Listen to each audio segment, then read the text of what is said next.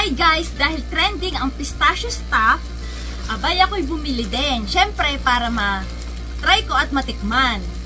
Bali, tatlo nga pala rin nabili ko. Dahil ari pala ay tatlong klase. Ito. Yan.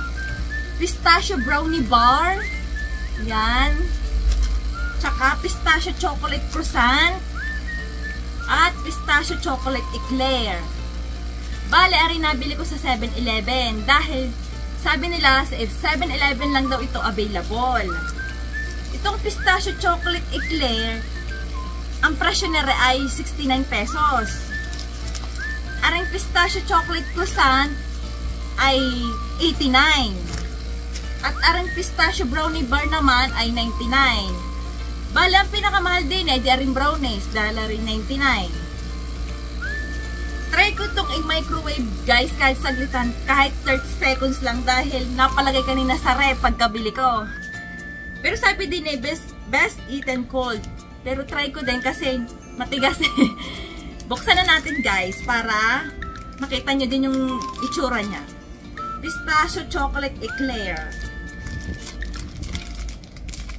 Yan. Hala. Dumikit siya sa balat sa plastic. Yan. Naghugas naman ako ng kamay eh. Yan.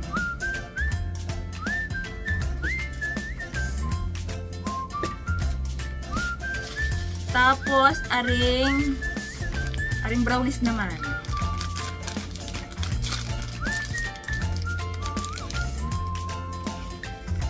Bali, maliit lang pala siya, guys. Ilagay ko siya sa plato. Nalalaglag yung balat.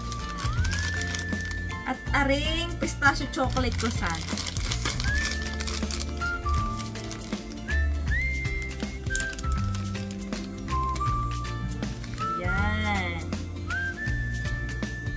Yan, nabali yung brownies.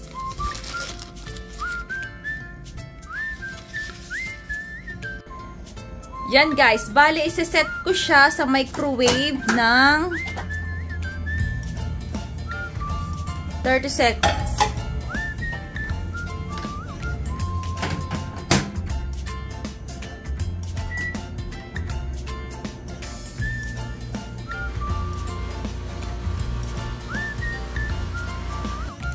Eto na siya guys. Na-microwave ko na siya ng 30 seconds. Hindi naman nagbago yung ano niya. Uminit lang.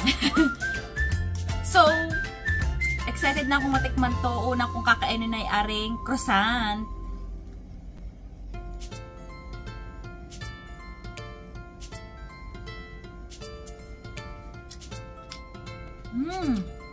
Sarap!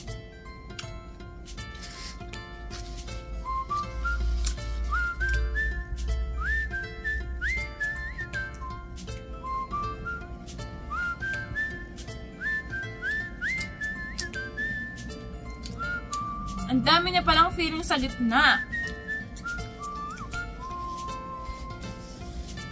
Masarap din yung pagkatinapay niya, guys.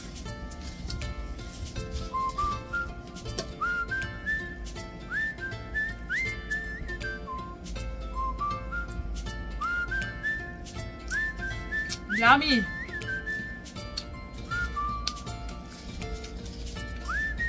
Try ko tong yung chocolate eclair niya.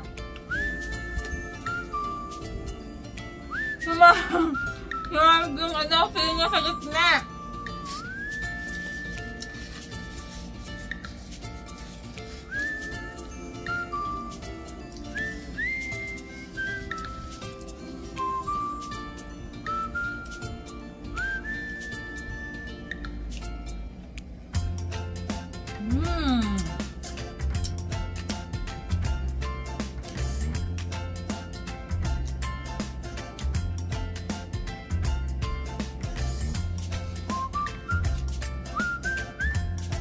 Sarap. Magkaiba sila ng bread.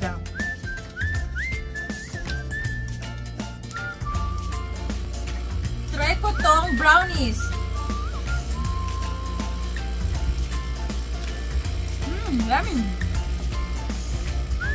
Hindi siya ganun katamis, guys.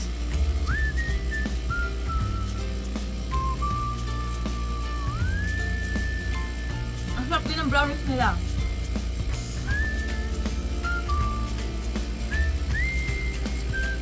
Kayo guys, tikman nyo din. Bumili din kayo. Siyempre.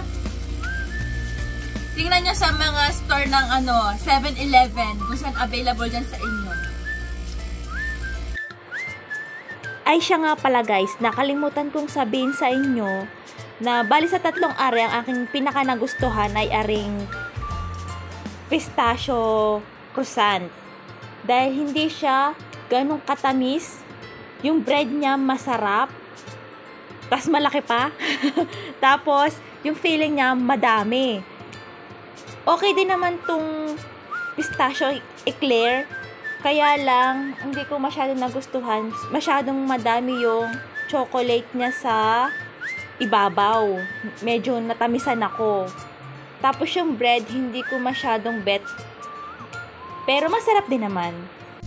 Aring brownies naman, masarap kasi hindi siya masyadong matamis, pero medyo nauntian ako sa flavor ng pistachio.